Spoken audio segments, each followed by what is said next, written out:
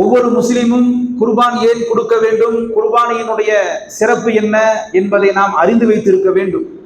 என்ன சொல்றது, காலம் பூரா தெரிஞ்சது தானே. குர்பானின்னு சொன்னா ஆடு மாடு ஒட்டகம் குர்பானி கொடுக்கிறது என்று இருந்தாலும் வருடா வருடம் அவர்களின் தியாகம் குறித்து நாம் அசைபோட வேண்டும். அவர்கள் தியாகம் குறித்து நாம் பேச வேண்டும், யோசிக்க வேண்டும், கேட்க வேண்டும், படிக்க வேண்டும். அதனாலதான் ரப்புல் ஆலமீன் திருக்குர்ஆன் ஷரீஃபிலே கிட்டத்தட்ட 1000 ஆயத்துக்களை வரலாறாகவே சொல்லுகிறான். இந்த திருக்குர்ஆன் எதுக்குங்க அல்லாஹ் கொடுத்தான்? மனிதன் படிக்க வேண்டும், நேரான வழியில் நடக்க வேண்டும். அதுக்கு தான் திருக்குர்ஆன் கொடுக்கப்பட்டிருக்கு. மனிதன் படிக்கணும், நேரான வழியில் நடக்கணும்.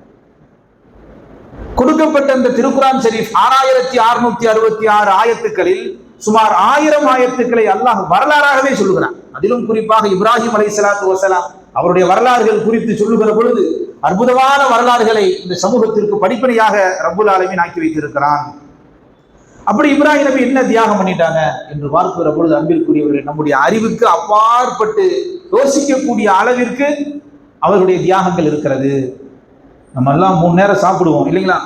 ஒரு நேரம் சாப்பாடை கட் பண்ணிட்டாவே உலகத்தையே வெறுத்த மாதிரி நமக்கு ஒரு ஃபீலிங் வரும் இல்லைங்களா? நமக்கு சாப்பாடு ஆக்கி கொடுக்குறவங்க அல்லது நமக்கு சாப்பாடு தடைப்பட்டு போச்சு, சாப்பிடக்கூடாதுன்னு உத்தரவு வந்துருச்சுன்னு வைங்களேன், அந்த ஒரு நேர உணவுக்கு நாம் அவ்வளவு என்ன செய்வோம், கவலைப்படுவோம். யதார்த்தம் தானே. மனிதன் 3 நேரம் சாப்பிட்டு பழக்கப்பட்ட மனிதனுக்கு அவனுடைய வழக்கத்திற்கு மாற்றமாக ஒரு நேர உணவு தடைப்பட்டாலும் அங்கே ஏக்கத்திற்கு மனிதன் வந்து விடுகிறான். இது யதார்த்தம். ஆனால் இப்ராஹிம் அலைஹிஸ்ஸலாத்து வஸலாம் அவர்களுக்கு அல்லாஹ் கொடுத்த அந்த சோதனை என்பது நம்மால் சிந்தித்து பார்க்கிற பொழுது இப்படியும் மனிதனால் வாழ முடியுமா, அப்போ நாம் எப்படி வாழ வேண்டும் என்றெல்லாம் நமக்கு நாமே கேள்விகளை எழுப்பிக் கொண்டு இந்த வரலாறுகளை நீங்கள் ஞாபகம் வைக்க வேண்டும் என்பதால் தான் திருக்குர்ஆனிலே இப்ராஹிம் அலைஹிஸ்ஸலாத்து வஸலாமுடைய வரலாறை அல்லாஹ் அவ்வளவு அற்புதமாக சொல்லி தருகிறார். திருமணம் முடிச்சுட்டு கொஞ்ச நாள் குழந்தை இல்லை அப்படின்னு சொன்னாவே சமூகத்துல வாழ முடியாது இல்லையா? கல்யாணம் முடிஞ்சிருச்சு, 1 வருஷம் வரைக்கும் கேப் விட்டுருவாங்க. என்னமான்னு கேட்பாங்க. அது லேடிஸுக்குள்ள பெண்கள் தான் அதிகமா கேட்பாங்க. ஏதாவது புழு பூச்சி வயிற்றுல இருக்கா, இல்லாட்டி ஏதாவது விசேஷமா என்று கேட்பார்கள். அதுக்கு பதில் சொல்லி வெளியே வரக்குள்ளாட்டியும் அந்த தம்பதிகள் படாத பாடுபடுவாங்க. அது 1 வருஷம் ஆச்சு, 2 வருஷம் ஆச்சு, 3 வருஷம் ஆச்சு அப்படின்னு சொன்னாவே அந்த தம்பதிகள் அழுகாத நாள் இருக்காது. ஒவ்வொரு மாதமும் இறைவா இந்த மாதமும் நீ நாடலையா, அல்லாவே இந்த மாதமும் நீ நாடலையா என்று அவர்கள் கண்ணீர் வடிப்பார்கள், குழந்தைக்காக வேண்டி ஏங்குவார்கள். இது யதார்த்தம், களத்தில் இதுதான் உண்மை. ஆனால் இப்ராஹிம் அலைஹிஸ்ஸலாத்து வஸலாம் அவர்களுக்கு குழந்தை பாக்கியத்தை அல்லாஹ் கொடுக்கல. அப்ப அவங்க எவ்வளவு வளர்ந்திருப்பாங்க? கிட்டத்தட்ட 70க்கும் மேற்பட்ட வயதில், தள்ளாத வயதுல, வயது முதிர்ந்த வயதுல ரப்புல் ஆலமீன் சொல்லுகிறான், இப்ராஹிமே ஒரு அழகான ஆண் பிள்ளையை நம்ம கொடுக்க போறோம் அப்படின்ற வார்த்தையை கேட்டவனே அவங்களுக்கு அவ்வளவு சந்தோஷம். அல்லாஹ் எப்படி அல்லாஹ், எனக்கு வயசாகி போச்சு, எப்படி அல்லாஹ் என்று கேட்கிற பொழுது நாம் எதை நாடுகிறோமோ அதை நடத்தி வைப்போம் என்று ரப்புல் ஆலமீன் சொல்லி அந்த தள்ளாத வயதுல ஒரு குழந்தை பாக்கியத்தை அல்லாஹ் கொடுக்குறான். ரொம்ப வருஷத்துக்கு அப்புறம் ஒரு 10 வருஷம் கழிச்சு ஒரு தம்பதிக்கு குழந்தை பிறந்துட்டாவே அந்த குழந்தைய அப்படி பாதுகாப்பாங்க, கண்ணு கருத்துமா வச்சு பாதுகாப்பாங்க. வெளியே விட மாட்டாங்க, விளையாடுறதுக்கு விட மாட்டாங்க. ஏன்னா ரொம்ப வருஷத்துக்கு அப்புறம் பிறந்த பையங்க, அப்படிலாம் விட்டுற முடியாதுங்க அப்படின்னு சொல்லி அதனுடைய வேல்யூ என்னன்னு சொல்லி அந்த பெற்றோர்களுக்கு தான் தெரியும். அது 10 வருஷம் கேட்கல. ஆனால் இவர்கள் 70 வயதை தாண்டி வயதான காலத்தில் அல்லாஹ் ஒரு குழந்தையை கொடுத்துட்டு ஒரு கனவையும் கொடுக்கிறான். இப்ராஹிமே நாளைக்கு உங்களுடைய குழந்தைய அறுத்து பலியிடணும். முடிச்சு பார்க்கிறான். நபிமார்களுடைய கனவே வஹிதான். நேரடியா ஜிப்ரீல் அலைஹிஸ்ஸலாத்து வஸலாம் அவர்கள் என்ன சொல்லுவார்களோ அது வஹி என்பதை போல நபிமார்கள் கண்ட கனவு இருக்கா இல்லையா, அதுவும் அல்லாஹ்வுடைய வஹிதான். இது 2 முறையாகுது, 3 முறையாகுது, தொடர்ந்து இதே கனவு வருது. அப்போ அவங்களுக்கு என்னன்னா, இப்ப நம்மளா இருந்து என்ன கவலைப்படுவோம், என்னெல்லாம் கொடுத்த லேட்டா கொடுத்த அதையும் அறுக்க சொல்றியா இல்ல, அப்படிதான் மனசு போகும். ஆனால் இப்ராஹிம் அலைஹிஸ்ஸலாத்து வஸலாம் அவர்கள் தொடர்ந்து இந்த கனவு வர வர அல்லாஹ்வுடைய கட்டளை என்பது அவர்களுக்கு உறுதியாயிருச்சு. எங்க இதை நிறைவேற்றாம போயிருவோமோ அப்படின்ற ஒரு விதமான பயம் ஏற்பட்டுருச்சு. அதனால ரப்புட்ட துஆ செய்யுங்க, ரப்பே நான் கண்ட கனவு, நீ அறிவித்த வகை, அதை சரியாக நடைமுறைப்படுத்தக்கூடிய தாக்கத்தை, சக்தியை கூட அல்லாஹ் என்று இப்ராஹிம் அலைஹிஸ்ஸலாத்து வஸலாம் அவர்கள் அல்லாஹ்விடத்திலே துஆ செய்கிறாங்க. மனசு எவ்வளவு தூரம் வலிக்கும். அதுவும் எப்படிங்க, இங்கே காட்டுல கொண்டு விட்டுட்டு வந்துரு அல்லது கிணத்துல தள்ளி விட்டு, அப்படி அல்ல, கத்தியை எடுத்து கழுத்துல வச்சு தகப்பனாகிய நீதான் அறுக்கணும். அல்லாஹ் அக்பர். அது எவ்வளவு பெரிய விஷயம். நம்ம குழந்தைகளாம் யோசிச்சு பார்க்கணும். சின்ன ஒரு காயம் வந்துட்டாவே நம்ம குழந்தைகளுக்கு அப்படியே பதறிடுறோம். உடனே ஆஸ்பத்திரியை கூப்பிடு, ஆஸ்பத்திரிக்கு போ, அங்க போய் பாரு, இங்க போய் பாரு, கட்டு போடுங்க, மருந்து மாத்திரை, அப்படி எப்படின்னு சொல்லி கொஞ்ச நேரத்தை அலப்பறை பண்ணிடுவோம் இல்லைங்களா? எதார்த்தம் தானே. காரணம் நாம் வைத்த அன்பு, பாசம், பிரியம் அந்த அளவுக்கு. ஆனால் இப்ராஹிம் அலைஹிஸ்ஸலாத்து வஸ்ஸலாம் அவர்கள் 70 வயதை கடந்து அந்த குழந்தை கிடைச்சு அந்த குழந்தையை அறுக்கணும்னு அல்லாஹ் சொல்லுகிற பொழுது அவர்களுடைய உள்ளம் எவ்வளவு பாடுபட்டு இருக்கும். இது அல்லாஹ் ஏன் நமக்கு இந்த வரலாறாக சொல்லுகிறான் என்றால், மனிதா கியாமத்து நாள் வரை வரக்கூடிய ஒவ்வொரு மனிதனுக்கும் ஏதோ ஒரு விடத்தில் வேதனையும் சோதனையும் கொடுத்து கொண்டேதான் இருப்பேன். தோன்ற கூட அல்லாஹ் விட்டுட்டான், அல்லாஹ் கை விட்டுட்டான், தொழில லாஸ் ஆயிருச்சு, மனைவிட்ட பிரச்சனை, குடும்பத்துல பிரச்சனை அப்படின்னு சொல்லி நீ முடங்கிட கூடாது. அதை தாண்டி ரப்பில் ஆலமீன் மீது நம்பிக்கை வைத்து மீண்டும் மீண்டும் வாழ்க்கையுடைய உத்வேகத்தை நீ ஏற்படுத்த வேண்டும். அல்லாஹ்வின் மீது அசைக்க முடியாத நம்பிக்கை வைக்க வேண்டும் என்ற அற்புதமான ஒரு வரலாற்று நிகழ்வை நமக்கு அல்லாஹ் ஒரு பூஸ்டா கொடுத்துருக்கான். இதை படிக்க படிக்க நமக்கு என்ன தோணும்? இந்த நபியை அவ்வளவு தூரம் கஷ்டப்பட்டு இருக்கிறாங்க, நமக்கு அல்லாஹ் கொடுத்ததெல்லாம் ஒரு சோதனையா? இப்ப நமக்கு ஒவ்வொரு ஆளுக்கு ஒரு சோதனை இருக்கும். ஒரு ஆள் வேலை பார்த்துக்கிட்டு இருப்போம், சொந்தமா கடை வைக்கணும் அல்லான்னு இருக்கும் இல்லையா? சொந்தமா கடை வச்சிருக்க நினைப்பாரு, கொஞ்சம் பிசினஸ் டெவலப் ஆகி கொஞ்சம் மேல போகணும்னு. குடும்பத்துல கணவன் மனைவிக்கு சண்டை விட நினைப்பாங்க, நிம்மதியா வீட்டுக்கு போனோமா, நான் கஞ்சி குடிக்க முடியுதா? இப்படி ஒவ்வொரு ஆளுக்கும், தகப்பனுக்கும் மகனுக்கும் சண்டை. சில வீட்டுல மகன் இருந்தா அத்தா வீட்டுல இருக்க மாட்டார், அத்தா இருந்தா மகன் வீட்டுல இருக்க மாட்டான். இந்த மாதிரியான ஒரு சூழ்நிலை ஒவ்வொரு ஆளுக்கும் ஒவ்வொரு விதமான பிரச்சனைகள், சோதனைகள் இருந்து கொண்டேதான் இருக்கும்.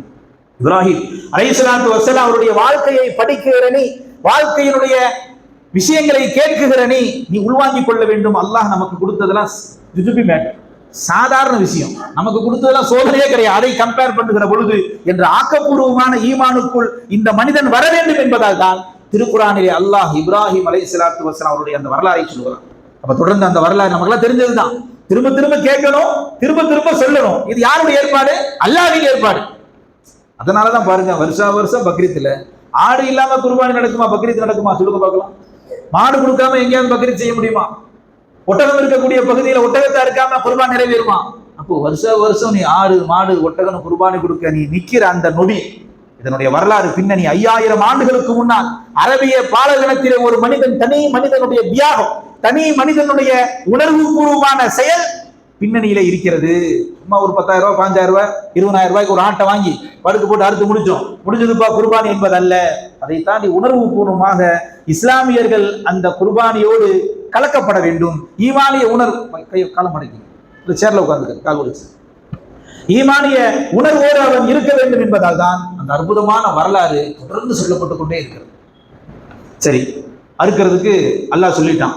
இவருக்கு என்ன செய்யறாங்க பாருங்களேன், மகன்கிட்ட கேட்கிறாங்க. அந்த 6 வயசு இருக்கக்கூடிய இஸ்மாயில் அலைஹிஸ்ஸலாத்து வஸ்ஸலாம் அவர்கிட்ட கேட்கிறாங்க, யா புனைய, என் செல்ல மகனே, இன்னி அராஃபில் மனாமி, நான் கனவுல அன்னி அது பார்க்க உன்னை அறுக்கிற மாதிரி நான் கனவு கண்டேன்.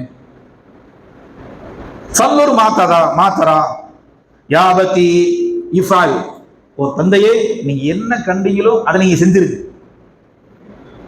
இன்ஷா அல்லாஹு, நிச்சயமாக அல்லாஹ் நாடினால் பொறுமையாளர்களோடு என்னை நீங்கள் பெற்றுக் கொள்வீர்கள். அல்லாஹ் அக்பர். அந்த குழந்தைக்கு எவ்வளவு தூரம் ஈமானிய உணர்வோடு அவர் வளர்த்திருப்பார். இன்னும் வரலாற்றுல சொல்லப்படும் ஹதீஸ் ஷரீஃப்ல வருகிறது, அதான் நீங்க அறுக்கும் போது என் முகத்தை பார்த்து அறுத்தீங்கன்னா, என் முகத்தை பார்த்தா உங்களுக்கு என்ன வந்துடும்? ஒரு பாச பிரியம் வந்துடும். இந்த மகனையா, இந்த அழகான முகத்தையா நம்ம அறுத்து பலியிடுறது அப்படின்ற என்ன வந்துடும். அதனால என்ன செஞ்சிருங்க, குப்புறப்படுக்க போட்டுருங்க. குப்புறப்படுக்க போட்டுட்டு என்ன செய்ய, என்னை அருங்க என்று இஸ்மாயில் அலைஹிஸ்ஸலாத்து வஸ்ஸலாம் அவர்கள் சொல்லுகிறார்கள் என்றால் நாம் யோசித்து பார்க்கிறோம், தந்தைக்கு எவ்வளவு ஆக்கப்பூர்வமாக சொல்லியிருக்கிறார். இப்ராஹிம் அலைஹிஸ்ஸலாத்து வஸ்ஸலாம் அவர்களுக்கு ஈமானுடைய அந்த உத்வேகம் அல்லாவிற்காக என்று வருகிற பொழுது அனைத்தையும் துறக்க தயார் என்ற அற்புதமான ஒரு நிகழ்வாகவே இந்த நிகழ்வை பெருமானார் ரசூலுல்லாஹி ஸல்லல்லாஹு அலைஹி வஸல்லம் சஹாபாக்களுக்கு சொல்லுவார். அப்போ தகப்பனும் தனையனும் 2 பேரும் பேசிக்கொள்ளக்கூடிய அந்த சம்பாஷணை திருக்குரானிலே பதிவு செய்யப்பட்டிருக்கிறது. அருங்கத்தான், நிச்சயமா நீ பொறுமையாளருடன் நீங்கள் பார்ப்பீர்கள் என்று சொல்லி அவர்கள் அறுக்க அந்த முற்படுகிற அந்த தருணம், அந்த நொடி ஒவ்வொரு இஸ்லாமிய முஃமின்களுக்கும் அற்புதமான ஈமானிய உணர்வை சொல்லி தருகிறது. அறுக்கிறதுக்கு முற்பட்ட அந்த கனத்த மனசை வச்சுட்டு என்ன செய்யறாங்க, அறுக்கிறாங்க. அறுக்க மாட்டேங்க, அல்லாஹ்வுடைய ஏற்பாடு இல்லையா? நம்ம நினைப்போம் நெருப்புன்னா சுடும், அதானே, கத்தினா அறுக்கும். ஆனால் அல்லாஹ் விதித்து விட்டால் எதுவும் இயற்கைக்கு மாற்றமாக அல்லாஹ்வால் கொண்டு வர முடியும் என்பதை இப்ராஹிம் அலைஹிஸ்ஸலாத்து வஸ்ஸலாமுடைய வரலாறு அற்புதமாக சொல்லி காட்டுகிறது. அறுத்து பார்க்கறாங்க, அறுக்க முடியல. தன்னுடைய முழு சக்தியை கொடுத்து அறுக்கிறாங்க, அப்பவும் முடியல. சரி, எப்படியாவது இந்த அல்லாஹ்வுடைய கட்டளை நிறைவேற்றியறணுமே என்று தன்னுடைய முழு சக்தியை வைக்கிற பொழுதும் மறுக்கல. கோபத்துல, ஹதீஸ் ஷரீஃபில் வரலாற்றில் வருகிறது, கோபத்துல அந்த கத்தி எடுத்து, பெரிய பாறாங்கல் அல்ல, சின்ன கல்லுல கோபத்துல போடுறாங்க. நம்ம வீட்டுல டென்ஷன் ஆயிட்டு என்ன செய்வோம், செல்போனை தூக்கி போடுவோம் இல்லையா? என்ன காரணம், என்னடா இது இப்படி பண்றீங்க, டென்ஷன் ஆக்குறீங்க அப்படி நம்ம ஸ்டைல செல்போனத்துக்கு போட்டு உடைப்போம். அவங்க அல்லாஹ்வுடைய கட்டளையை நிறைவேற்ற முடியல அப்படின்னு சொல்லி அந்த வருத்தத்துல அந்த கத்தி எடுத்து அந்த சின்ன கல்லுல, சின்ன பாறாங்கல்லுல போடுறாங்க. அந்த சின்ன பாறை அப்படியே ரெண்டா பொழப்பு. திரும்பவும் இவங்களுக்கு அதிசயமாயிருச்சு, கழுத்துல வச்சா அறுக்கல, பாறையில போட்டா ரெண்டா போகுது. திரும்பவும் கத்தி எடுக்கிறாங்க, திரும்பவும் பிஸ்மில்லா அல்லாஹ் அக்பர் சொல்லி இருக்கிறாங்க, அறுக்கல. அந்த தருணத்தில் ஜிப்ரீல் அலைஹிஸ்ஸலாத்து வஸ்ஸலாம் அவர்கள் மூலமாக சுவனத்தில் இருந்து அல்லாஹ் ஆட்டை கொடுத்து நற்செய்தி சொல்லுகிறான், உங்கள் மகனுக்கு பதிலாக இந்த ஆட்டை நீங்கள் குர்பானி கொடுங்கள், உங்களுக்கு கொடுக்கப்பட்ட சோதனையில் நீங்கள் வெற்றி அடைந்து விட்டீர்கள். அதனாலதான் பலாஉன் முபீன் என்று குர்ஆன்ல சொல்லுவான். இந்த சோதனை சாதாரண சோதனை அல்ல. ஒரு மகனை படுக்க வச்சு கழுத்துல தகப்பை கத்திய வச்சு அறுக்கிற இந்த சம்பவம் என்பது திருக்குர்ஆனிலே அல்லாஹ்வே சொல்லுகிறான், இது சாதாரண சோதனை அல்ல, மிக கடுமையான சோதனை. இன்னஹாதா பலாஉன் முபீன் என்பதாக திருக்குர்ஆனில் அல்லாஹ் சொல்கிறான். அப்ப ஆடு கொண்டு வரப்படுகிறது. ஆடு கொண்டு வரப்பட்ட அந்த நேரத்தில் அவர்கள் அறுத்து வருகிறார்கள். இது நடந்த அரேபிய பாலைவனத்தில் நடந்த 5000 ஆண்டுகளை கடந்து இன்றைக்கும் இஸ்லாமிய சமூகம் ஆடு குர்பானி கொடுப்பதன் நோக்கமே இப்ராஹிம் அலைஹிஸ்ஸலாத்து வஸ்ஸலாமுடைய அந்த வரலாற்றை நினைவு கூறுவது. அவங்க செஞ்சாங்க, தியாகம் பண்ணாங்க, அல்லாஹ் ஆட்டை கொடுத்தான், சூனத்து ஆடு வந்தது, அறுத்தாங்க, அவங்க சோதனையில் வெற்றி அடைஞ்சிட்டாங்க. இன்னைக்கு நம்ம ஏன் அறுக்கிறோம்? நம்ம இருக்க காரணம் என்ன?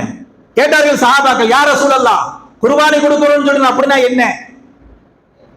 நபி ஸல்லல்லாஹு அலைஹி வஸல்லம் சொன்னாங்க, அருமை தோழர்களே, இந்த குர்பானுடைய நடைமுறை இருக்கிறது அல்லவா, அது உங்களுடைய தந்தை இப்ராஹிம் அலைஹிஸ்ஸலாத்து வஸ்ஸலாம் அவர்கள் செய்து காட்டினார்கள். அவர்கள் செய்த அந்த தியாகத்திற்காக வேண்டி அல்லாஹ்வால் ஏற்படுத்தப்பட்ட இந்த நடைமுறை தான் குர்பான்.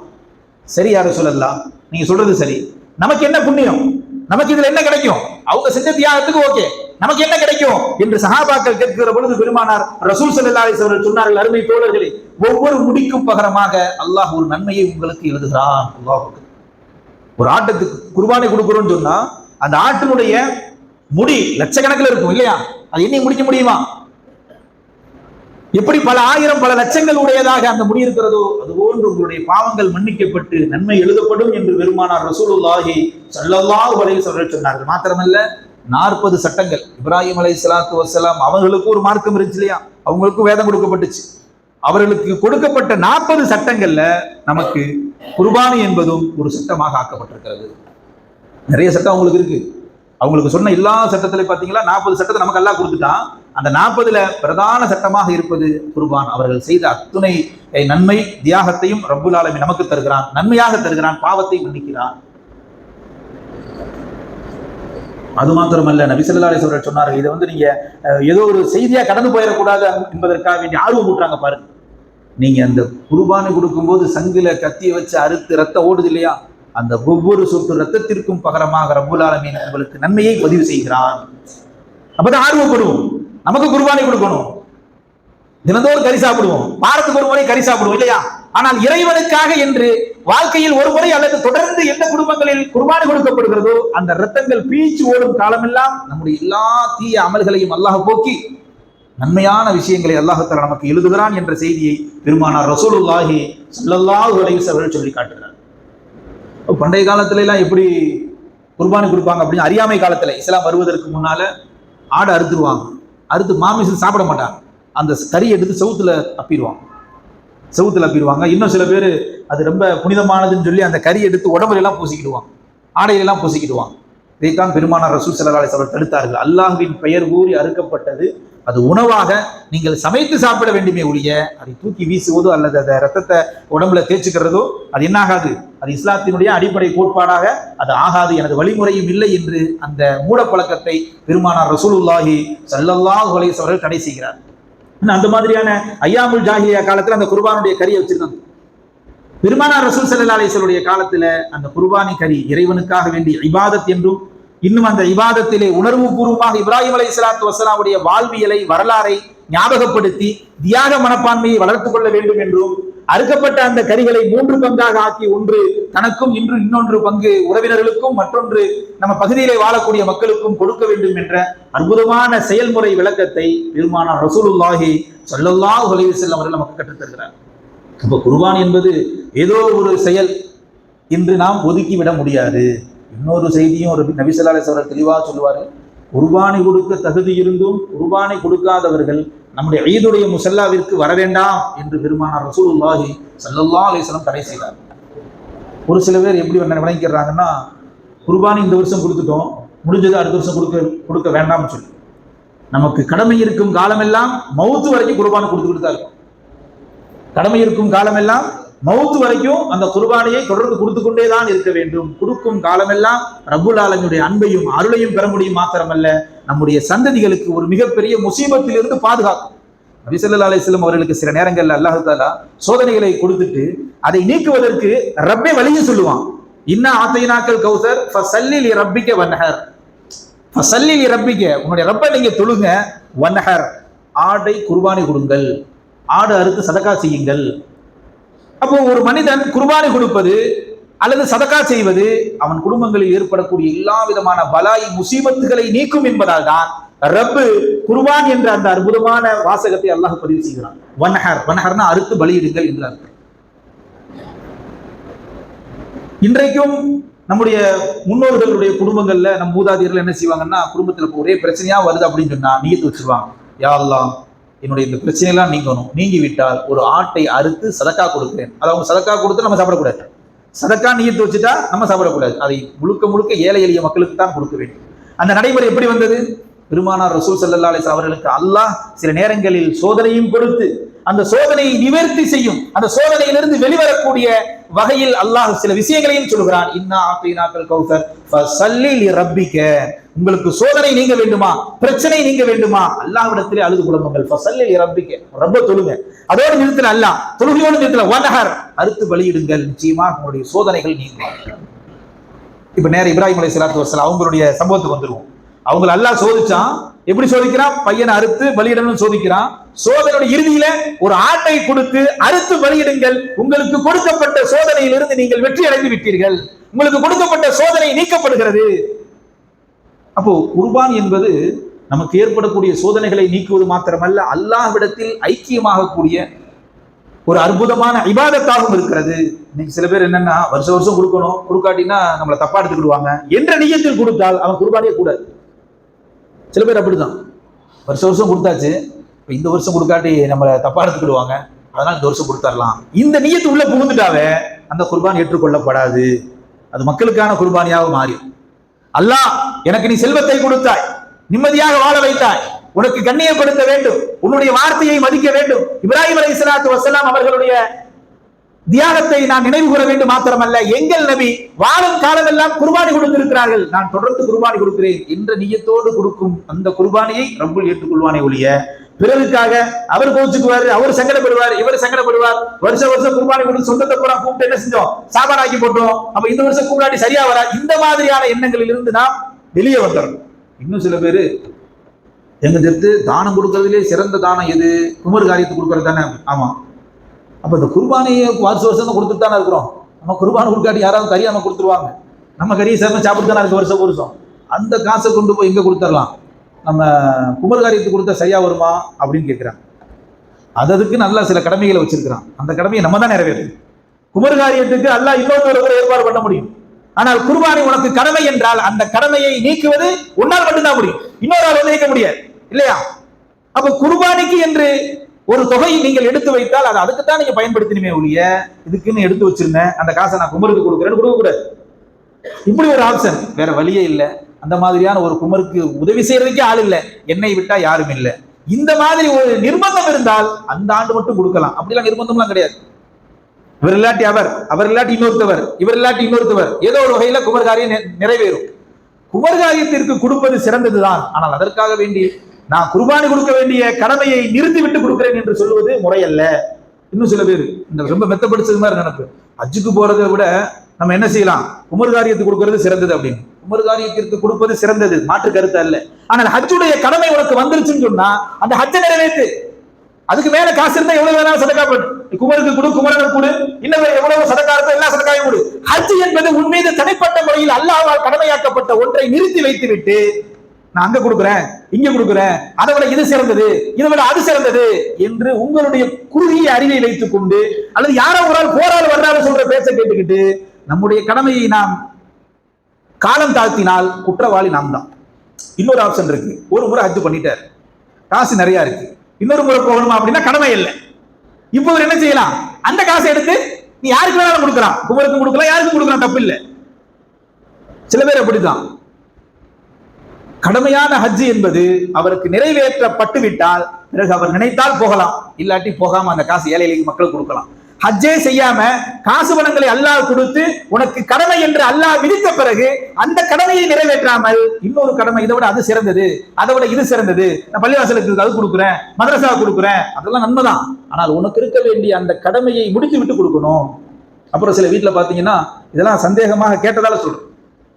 சில வீட்டுகளில் பாத்தீங்கன்னு சொன்னா, போன வருஷம் என் பேர்ல குர்பானி கொடுத்துட்டேன், இந்த வருஷம் நம்ம மனைவி ரொம்ப ஆசைப்படுறாங்க, அவங்க பேர்ல கொடுத்துடலாங்களா அப்படின்னு. சரி, அடுத்த வருஷம் மனைவி பேர்ல கொடுத்தாச்சு, 2 பசங்க சின்ன சின்ன பசங்க, அவங்க பேர்ல குர்பானி கொடுத்துடலாமா அப்படின்னு சொல்லி இந்த குர்பானியை பார்த்தீங்கன்னா வருஷம் பேர் டிரான்ஸ்ஃபர் ஆகிட்டே இருக்கும். அப்படிலாம் இல்லை. குர்பானி யாருக்கு கடமைன்னா வீட்டில் இருக்கக்கூடிய அந்த தலைவனுக்கு தான் கடமை. வீட்டில் இருக்கக்கூடிய பாய் இருக்கிறாரா, வருஷம் அவர் பேர் தான் கொடுக்கணும்.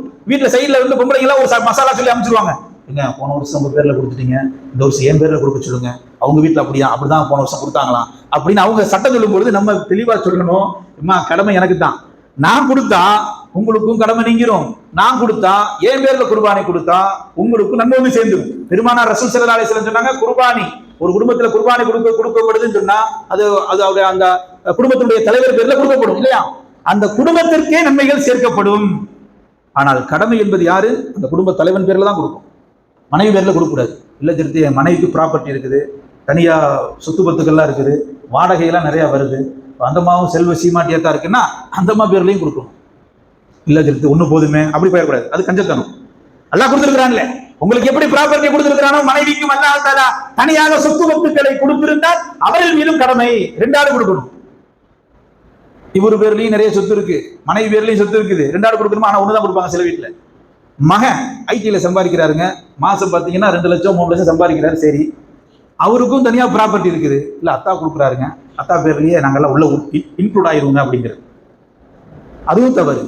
தனியான முறையில் உங்களுக்கு சொத்துக்கள் வந்துருச்சு, திருமணம் ஆயிருச்சு, உங்களுக்கும் குடும்பம் ஆயிருச்சு, ஆனா கூட்டு குடும்பம் ஒரே வீட்டுக்குள்ளதான் இருக்கிறோம், ஒரு ஆடு 10 ஆச்சுன்னா 10, 3 குடும்பம் ஆயிடுச்சுல, 3 சொத்துக்களை 3 பொருளாதாரத்தை எல்லாம் கொடுத்துட்டாங்கல்ல, ரேஷன் கடையில் மட்டும் கரெக்டா இருப்பாங்க நம்ம ஆளுங்க. இல்ல கல்யாணம் முடிஞ்சிருச்சுங்க பிரிச்சிருங்க, ஏங்க சலுகை பார்த்தீங்கன்னா கிடைக்காதுங்க, மகனுக்கு தனியா ஜீனி வேணும், அத்தாவுக்கு தனியா ஜீனி வேணும், மகளுக்கு தனியா ஜீனி வேணும் அப்படின்னு சொல்லி என்ன செய்வாங்க, பிரிப்பாங்க. இப்ப மகளிர் உரிமை தொகை அதற்காக வேண்டி முன்னாடி எல்லாம் பிரிக்கவே மாட்டாங்க. அதுவும் சில பேர் வந்து சாஸ்திரத்துல பழைய ஆளுங்க படிக்காத ஆளுங்க ரேஷன் கார்டுல இருந்து தாய் தகப்பனை பிரிச்சா உறவு பிரிஞ்சு போயிடும். நான் பொய் சொல்லல, கிராமங்கள்ல பழைய காலத்துல இருந்த நடைமுறையை சொல்றேன். கல்யாணம் முடிஞ்சு ரேஷன் கார்டு பிரிச்சிடலாம்னா ஒரு வீட்டுல உள்ளவங்க சொல்றாங்க, மூத்தவங்க ரேஷன் கார்டுல பேரை பிரிக்கிறானாமா, ரேஷன் கார்டுல பேரை பிரிச்சா உறவு முறிஞ்சு போயிரும் ஐயா, அதெல்லாம் பிரிக்காதீங்க. அன்னைக்கு அது படிப்பறிவு இல்லாத காலம் வைங்களேன். இன்றைக்கு உரிமை தொகை வருது இல்லையா, முதல்ல கல்யாணம் முடிச்ச உடனே அங்கங்க போய் சேவை மையத்துல போய் அதை பண்ணி இதை பண்ணி பிரிச்சோம் இல்லையா, அதே போன்றுதான் குர்பானியிலும் ஏழை மக்களா இருக்கிறாங்க அல்லது ஓரளவு பொருளாதாரம் இருக்குது, அந்த பொருளாதாரம் முழுக்க கணவனுடைய கட்டுப்பாட்டில் இருக்குன்னு சொன்னா அந்த வீட்டில ஒரு குர்பானி போதும், 2 3 தேவையில்லை.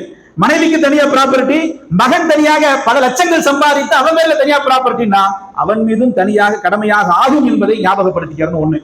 இன்னொரு செய்தி, சில பேர் என்ன நினைக்கிறாங்கன்னா, அத்தா மூத்தாயிட்டாரு, நம்ம அத்தா பேர்ல குர்பானி கொடுக்கலான்னு இருக்கும், ஆட்டா கொண்டு வந்து என்னங்கிறது அறுக்கிற நேரத்தில் பிஸ்மில்லான்னு அதிர்த்தே கூட்டிட்டு போறான்னு வைங்களேன், அல்லது மோதினார் கூட அறுக்கிற நேரத்துல யாருங்க பேரு அல்லாஹ்வுக்கு தான், பிஸ்மில்லாஹி அல்லாஹு அக்பர் தான். நன்மை யாருக்கு அப்படிங்கறத நம்ம அப்துல் காதர் பேர்ல இருக்கிறோம், அபுதாயிர் பேர்ல இருக்கிறோம் அப்படின்னா என்ன நன்மை இவருக்கு கடமை நீங்குகிறது அப்படி சொன்னா உங்களுக்கு புரியும். இவர் கடமையை நிறைவு செய்கிறார். அறுக்கிறது யார் பேர்ல தான், அல்லாஹ்வுடைய பேர்ல தான், பிஸ்மில்லாஹி அல்லாஹ் பேர்ல அறுப்போம். ஆனா அதுக்கு முன்னாடி இன்னாருடைய பெயர்ல அறுக்கப்படுது சொல்றோம் இல்லையா. மௌத்தா போனவங்க பேர்ல அறுக்கக்கூடாது, அவங்களுக்கு முடிஞ்சு. உயிரோட இருக்கிற நம்ம தான் என்ன செய்யணும், நமக்கு தான் குர்பானி கொடுக்கணும். இல்ல தெரிஞ்சு என் பேர்ல நான் குர்பானி கொடுக்குறேன், இன்னொரு ஆடு வாங்கி எங்க அத்தா பேர்ல கொடுக்குறேன், இன்னொரு ஆடு வாங்கி எங்க அம்மா பேர்ல கொடுக்குறேன், 3 ஆடு கொடுக்குறேன்னா அல்ஹம்துலில்லாஹ், மார்க்கம் வரவேற்கிறது. உனக்கு கடமை இருக்க உன் கடமையை நிறைவேற்றாமல் தாய் தகப்பனுக்கு என்று அவங்களுக்கு கடமை இல்லை, முடிஞ்சது. நீங்க எக்ஸ்ட்ரா கொடுக்கிறது முஸ்தகப்பாக சுன்னத்தாக நீங்க எக்ஸ்ட்ரா கொடுக்குறீங்க, அது உங்கள் கடமை நீங்களாகத்தான் கொடுக்கணுமே ஒழிய உங்களுக்கு கடமை இருக்கவே என்ன செய்யக்கூடாது. ஒரு காலம் மௌத்தா போன எங்க மாமனாருக்கு, மௌத்தா போன என் மாமியாவுக்கு, மௌத்தா போன எங்க அத்தாவுக்கு அப்படின்னு சொல்லி அவர் பேர்ல மட்டும் ஒரு ஆட்டை அறுத்து கொடுக்கவே கூடாது. அவருக்கு கூடுமான நன்மை அவருக்கு போயிடும், பாவம் யாருக்கு கிடைக்கும், குர்பானி விட்ட குற்றம் அந்த வீட்டினுடைய தலைவருக்கு தான் பிடிக்கும். அதனால இந்த சட்டத்தை புரிஞ்சுக்கணும். வீட்டை ஒண்ணு கூட எடுத்து சொல்லுங்க, மௌத்தா போனவங்களுக்கு கொடுக்கறதா இருந்தா ஒன்னு எக்ஸ்ட்ரா கொடுக்கணுமே ஒழிய கடமையாக இருக்கக்கூடிய நம்மளை விட்டுட்டு நம்மளை ஒதுக்கிட்டு தாய் தகப்பன்னு கொடுக்க கூடாது.